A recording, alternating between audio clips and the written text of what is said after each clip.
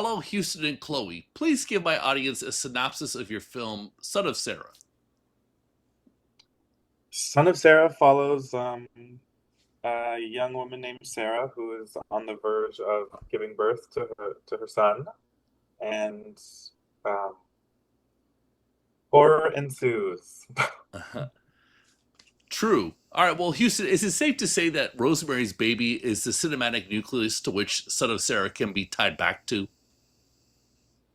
Yeah, I guess it would probably be one of the oldest references as, being a film from the 60s. I was really inspired by like the 60s to the 80s era, so Oh, yes. okay. Well, what are some other ones that people might know or not know that you might have been drawing upon consciously or unconsciously?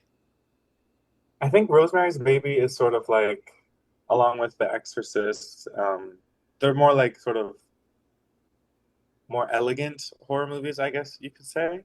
And I think while they were influences, of course, I think I was also, and maybe a little bit more inspired by like sort of the grungier movies, cheaper movies of the time, like Basket Case or It's Alive or Hills Have Eyes, Last House on the Left, this sort of gritty aesthetic, um, and sort of goofy characters sometimes mixed with like really severe emotions and yeah, It's Alive, Texas, of course, Texas Chainsaw, all these sort of grungy classics, I guess.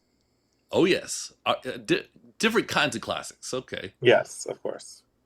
I love it. So, Chloe, you are so distressed in some of these scenes. May you give me a sense of what you tapped into within yourself to bring out that visible stress that we see? I think it's like 33 years of pent up everything of being on this planet as a human. I got to unravel in real time. So, yeah, it was fun.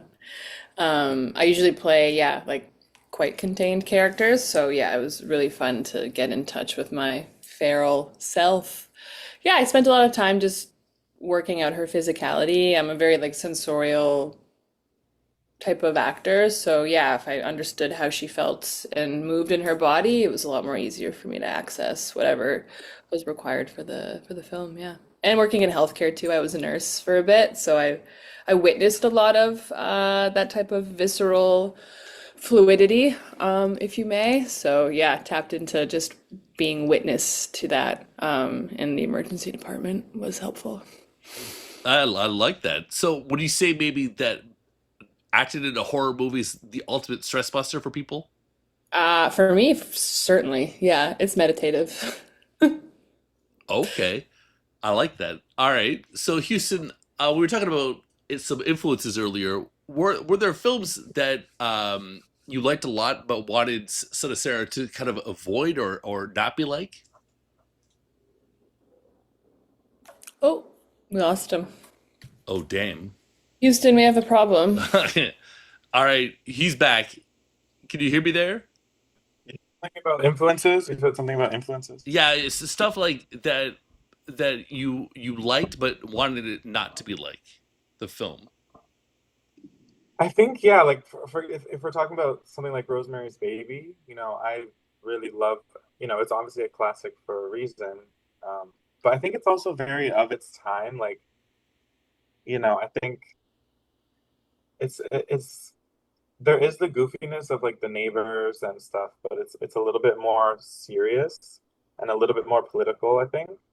Um, I think with this film, I wanted to sort of have it be a bit more open in terms of like you could certainly read this film as like from a political angle or a social angle, but I didn't want it to be so overt, I guess. Whereas in that movie, it's like pretty clear that it's about like the healthcare system and how she's not believed by the doctor and manipulated by the doctor.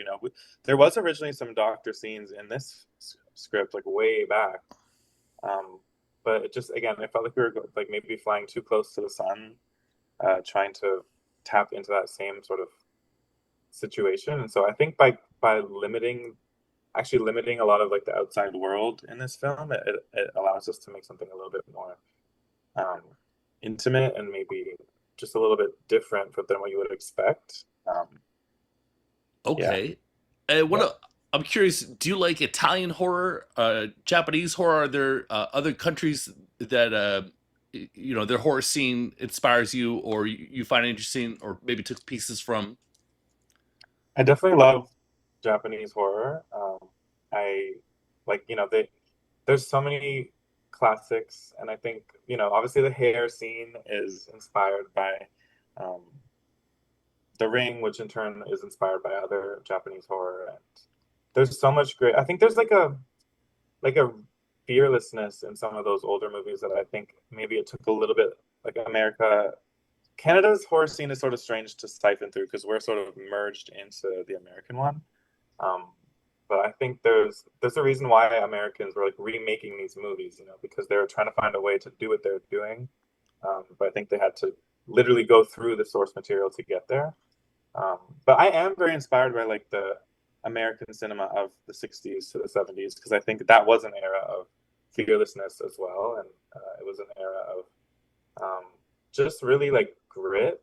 And I also really love like the pre-code era of American cinema, like in the 30s. Like I really love the original Frankenstein movies, and James Whale is like a huge influence on me. And I think it's so crazy to think of like a gay man working in 1930s Hollywood, like making huge horror blockbusters.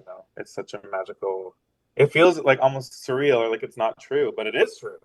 And I think when I learned about him, like way back in film school, I was just like, oh my God, what? This is fascinating. And I think the way he dealt with Frankenstein, or Frankenstein's monster, I should say, it did inspire me in terms of how I wanted to sort of approach the monster from like a bit of like a childish, like sort of, there's almost a sweetness to some of the scenes of the monster in those early movies. And so, yeah. Okay, wow, that's good stuff. And Chloe, I was wondering, what did you like most about your character, and what's one piece of advice you'd give her?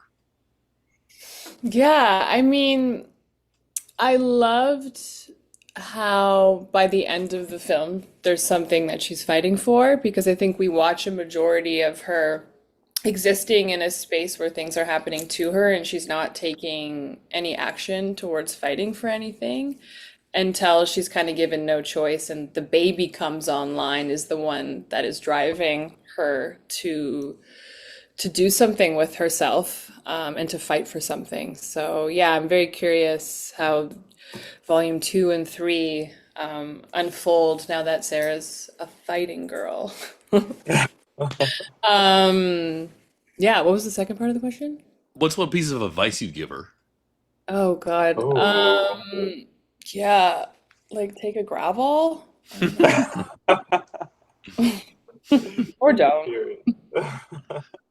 All right. Well, you mentioned that there's going to be more cinema here, so I should probably conclude with that. Houston, is there going to be three volumes? Is there going to be four? Is there a four and five possibly in the can or percolated in your mind?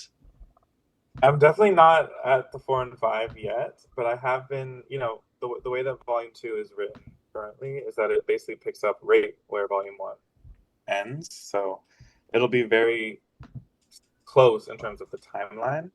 I imagine volume three will also be pretty close, but I think I do sometimes fantasize about like the baby growing up into like an angsty teen or something, and sort of like a teen version of like Freddy Krueger almost or something.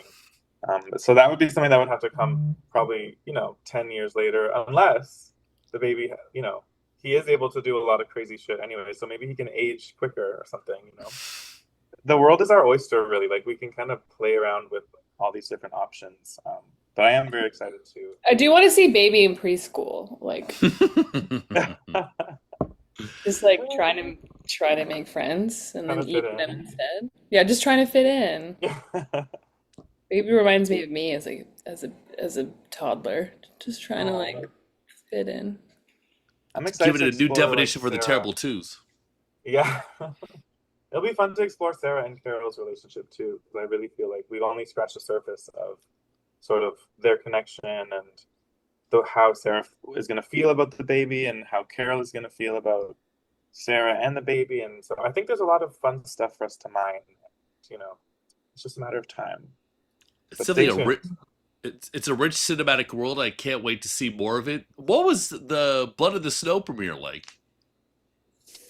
It was wild. It was probably the biggest, strangely, like I premiered at TIFF and I've gone to festivals in Europe and stuff, but this was like a big ass theater. It was like 500 seats and it was full of people and everybody was having a good time. And Chloe won an award for her incredible performance. And so it was just a really great, like, birth, I guess, into the world. And it Literally. really, literally, it showed me that it's like a crowd pleaser almost, you know? I guess you can't really like set out to create a crowd pleaser. You have to just tell the story that you want to tell and just the way you want to tell it, and then let the audience sort of react the way they're going to react. So I hope, like, we're having a limited theatrical release, but I hope the film will continue to play on cinemas, you know, and on this side of the world and all over the world. And because I think it is a really special movie to watch with the crowd. Um, Yeah, totally. Absolutely. I saw a trailer for this film at the Review in Toronto, and people oh, were lighting up. Yeah, right before sleepaway camp. So oh, So it, nice. fun. the audience was jazzed, and I was able to say I've seen that movie, and I'm going to interview the. I'm But so excited for that screening. It's such a great cinema, and yeah, Sleepaway Camp is also a classic. top So tier it's cinema, pretty cool. Yeah. absolutely. Houston and Chloe, thank you so much for your time. Do you have a final thought about this film to conclude our conversation with? Hmm. Bring a gravel.